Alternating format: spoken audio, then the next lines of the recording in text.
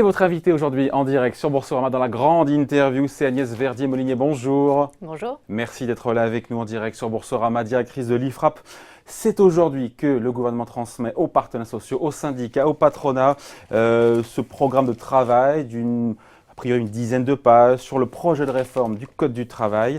L'avant-projet aurait été publié dans le Parisien d'hier. Un peu moins d'une dizaine d'ordonnances sont prévues, notamment pour être adoption le 20 septembre en Conseil des ministres.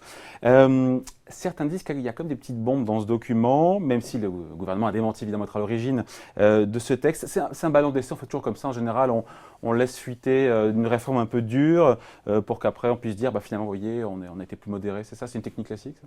Bon, ça arrive souvent. Ça arrive souvent. Après, on ne sait pas, ce texte est daté d'il y a quelques jours, autour du 12 mai. Donc après, qu'est-ce qui s'est passé depuis? Par qui est-ce qu'il a été rédigé? Qui est-ce qui a fait fuiter tout ça? On n'en sait rien. Donc on va attendre déjà la lettre de cadrage tout à l'heure à 15h et puis on en saura sûrement plus. La question, c'est est-ce qu'ils vont aller aussi loin que ce qui est dans ce document? Je ne le pense pas, parce que là, on va quand même... Qu'est-ce qu'il y a d'explosif, justement? Parce que quand on voit, dans ce document publié par le Parisien aujourd'hui en France, le gouvernement pourrait ouvrir à la négociation en entreprise les motifs de rupture de CDI. Il y a écrit aménager le recours au CDI, CDD. C'est ce que demande le patronat d'ailleurs, ça au passage. Alors, c'est une vieille requête du patronat. Exactement ce qui est demandé par le patronat. Oui, pourquoi? Parce que concrètement, ça veut dire quoi? C'est très simple. Il y a un problème pour licencier en France, c'est la cause réelle et sérieuse du licenciement, qui est aujourd'hui assez encadrée. C'est-à-dire qu'il faut que l'entreprise soit vraiment dans une situation économique très dure pour que soit admise par le juge que cette cause est réelle et sérieuse pour le licenciement. Et une façon de contourner, en ne changeant pas le texte dans la loi, c'est de dire justement qu'on peut très bien imaginer que quand vous signez votre contrat avec votre employeur, eh bien, vous décidez que telle ou telle clause sont finalement des causes réelles et sérieuses du licenciement. Alors ça peut être par exemple une réorganisation de l'entreprise, ça peut être autre chose. Nous, ce que nous proposons à la Fondation IFRAP, c'est non pas de le mettre dans le contrat, c'est de le mettre dans la loi. Parce que finalement, on tourne un peu autour du pot. Il peut y avoir des contrats qui sont bien ficelés, d'autres moins bien. Et finalement, ça ne changera pas vraiment le pouvoir du juge. Mais dans le contrat ou dans la loi, c'est totalement explosif. Ça, parce que pour le coup, ça n'a pas été discuté pendant la campagne. L'un ou l'autre sont explosifs. De toute façon, c'était déjà le caractère explosif de la première version de la loi El Khomri, si on s'en souvient. C'était pas dedans, ça. La modification de la cause réelle et sérieuse du licenciement, avec une possibilité justement qu'une entreprise qui est confrontée à des réorganisations, dans la loi Travail 1. Alors, ça allait un peu plus loin que ce qui a été adopté aujourd'hui. Aujourd'hui, on est uniquement sur des gros problèmes économiques, on ne va pas rentrer dans les détails, mais il faut vraiment que l'entreprise prouve que depuis vraiment beaucoup de mois, elle est dans une situation très grave économiquement pour pouvoir justifier de cette cause réelle et sérieuse. Alors là, on est vraiment dans le cœur du sujet. Est-ce qu'on va contourner les problèmes en modifiant le contrat, en faisant des accords d'entreprise, en flexibilisant, en inversant la hiérarchie des normes, ou est-ce qu'on va modifier dans le Code du travail lui-même? Et ce dont on a l'impression aujourd'hui, moi avec mon équipe, c'est que finalement on est plutôt dans la logique, on continue cette logique de la loi El Khomri, où on est un peu dans le contournement des problèmes. Est-ce que ce sera suffisant pour relancer la machine, pour relancer l'emploi marchand, pour relancer l'embauche? C'est pas certain, parce que finalement, sur les 35 heures, sur la cause réelle et sérieuse du licenciement, sur les seuils sociaux, sur tout ça, l'impression qui est donnée, c'est de ne pas trancher véritablement les problèmes dans le texte lui-même du Code du travail. En tout cas, cette partie-là, cette piste-là semble quand même, encore une fois, assez suffisamment explosive pour qu'elle soit agitée comme un chiffon rouge, pour que finalement, au final, elle disparaisse pour faire passer tout le reste. Bien sûr, mais il y a aussi la question des CDD. Par exemple, là, on voit dans ce texte qui a fuité dans le Parisien, dont on ne sait pas, toujours, je le rappelle, si c'est véritablement le texte. Mais il est dit qu'on pourrait décider, justement, au niveau de l'entreprise, le nombre de fois où on reconduit un CDD. C'est 2 fois aujourd'hui. Et voilà, c'est 2 fois. Mais par exemple, les Italiens, ils ont complètement ouvert la possibilité en multipliant le nombre de reports possibles. On voit que, par exemple, dans le secteur public, les CDD sont beaucoup plus longs. Vous avez des CDD de 3 ans renouvelables une fois. Donc, vous avez jusqu'à 6 ans de CDD possible. Ce n'est pas du tout possible dans le secteur privé. Donc là, il y a vraiment une possibilité de flexibilité. Nous, on est très favorable à cette mesure, mais pas uniquement au niveau de l'entreprise. Il faudrait que ce soit décidé dans le code. Et c'est toute la question.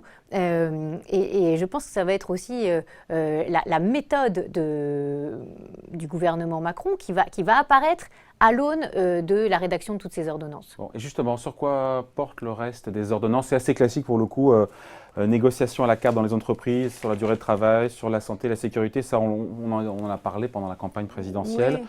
Il n'y a rien de nouveau. Non, la barémisation, c'est pas très nouveau. La barémisation, ça fait déjà plusieurs fois qu'on le remet sur la table. Alors, on n'est pas du tout sûr que ça passera cette fois, plus que les autres fois, le barrage du Conseil constitutionnel, hein, parce qu'on sait qu'aujourd'hui… Pour des raisons de forme, plus que pour des raisons de fond.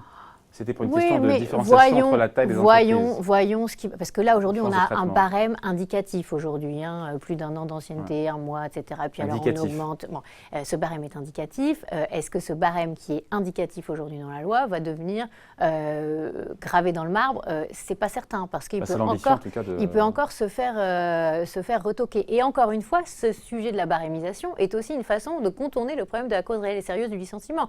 Si on faisait rentrer dans le Code du travail lui-même l'idée que quand on réorganise une entreprise, on peut être considéré comme ayant une cause réelle et sérieuse pour licencier. Nous, on a fait une autre rédaction de l'article qui permettrait vraiment d'être beaucoup plus large et qui permettrait que le juge ait beaucoup moins de pouvoir qu'il n'a aujourd'hui. C'est-à-dire que le juge ne ferait que valider le fait que oui, la cause réelle et sérieuse existe.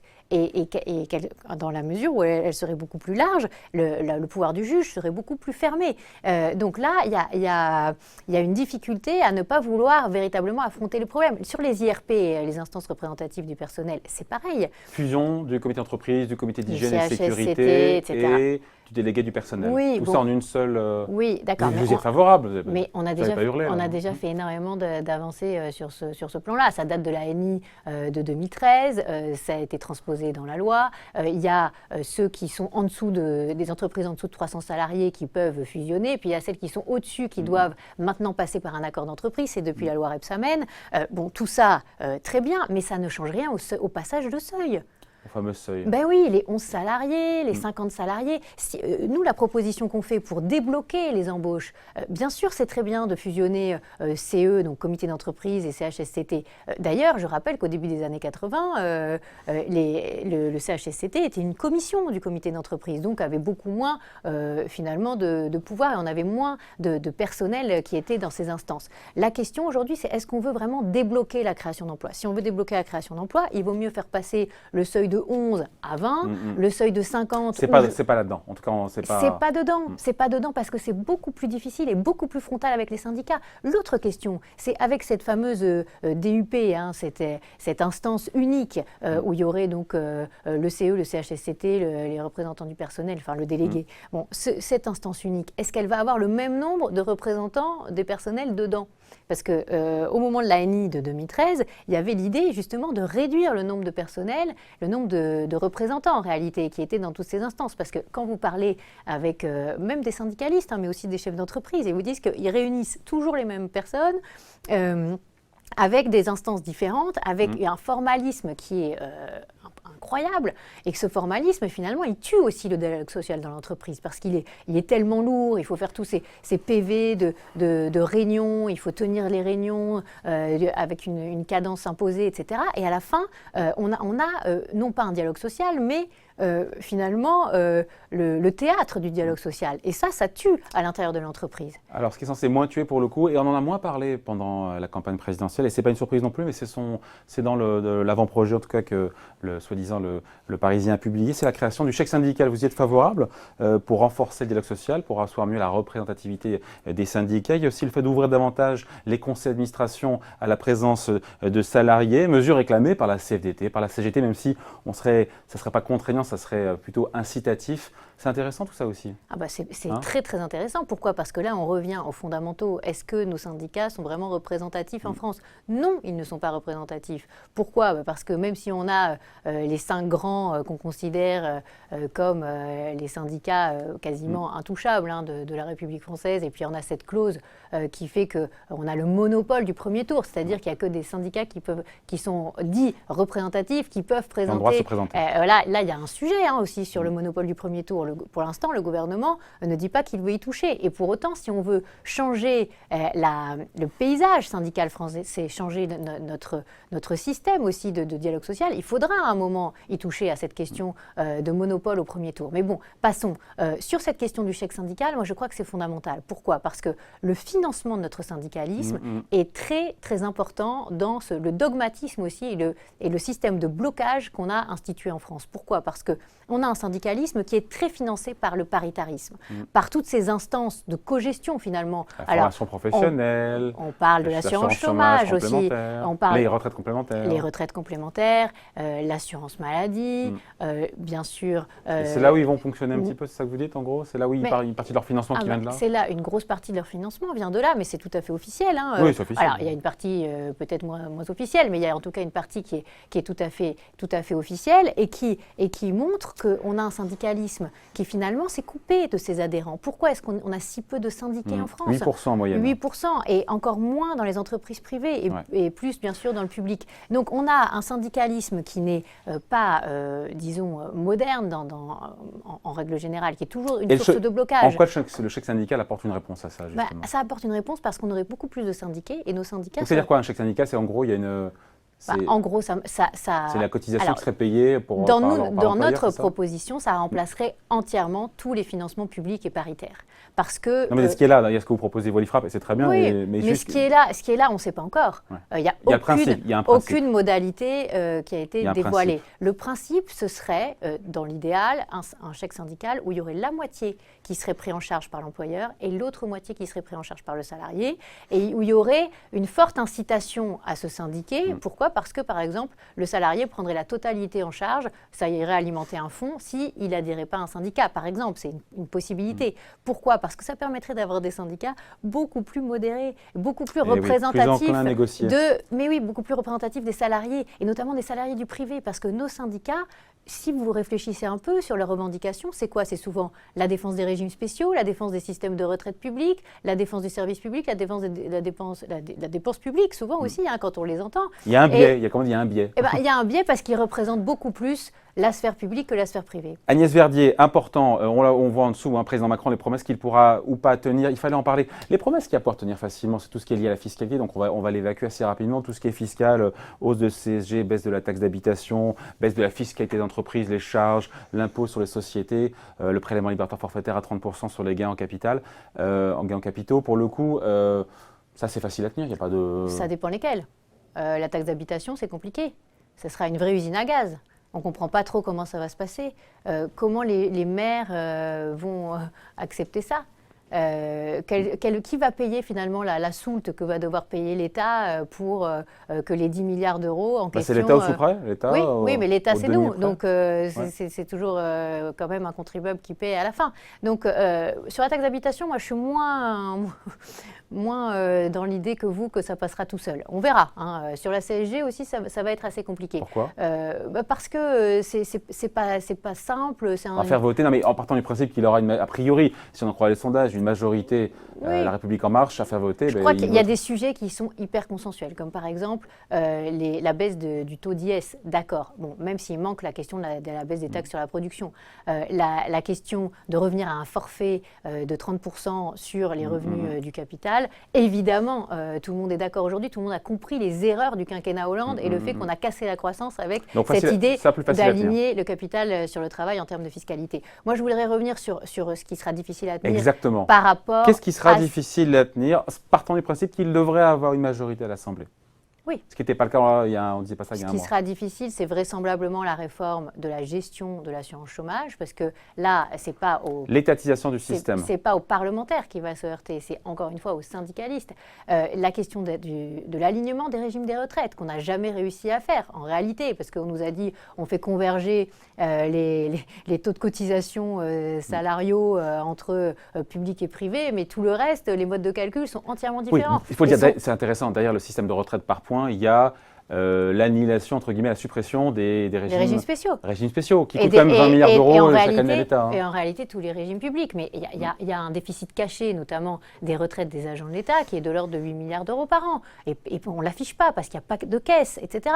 Donc, il n'est pas impossible que les syndicats laissent passer des éléments assez importants sur le Code du travail, et c'est un risque d'ailleurs pour le quinquennat, donc ça ce serait bien dans le premier temps, mais dans le second temps, que ce soit un deal sur la réforme des retraites, parce que personne n'a vraiment compris ce qu'il y avait dans cette réforme des retraites, donc ce ne sera pas difficile de rétropédaler, et qu'il y a un risque aussi sur la question du financement des syndicats. Parce que si on ne change pas le financement syndical, on aura toujours un syndicalisme de blocage, toujours contre le report de l'âge de départ, toujours contre la fusion des régimes, toujours contre aussi la modification du statut de la fonction publique, parce qu'il y a aussi toutes ces questions-là en sous-jacence. Donc il faut savoir d'abord regarder ce qui se passe de manière officielle, et puis derrière, quels sont les deals qui sont sous-jacents et qui peuvent aussi empêcher des réformes importantes pendant ce quinquennat. Donc à vous écouter, si j'ai bien compris, il y a pas mal de promesses que le président Macron ne pourra pas tenir.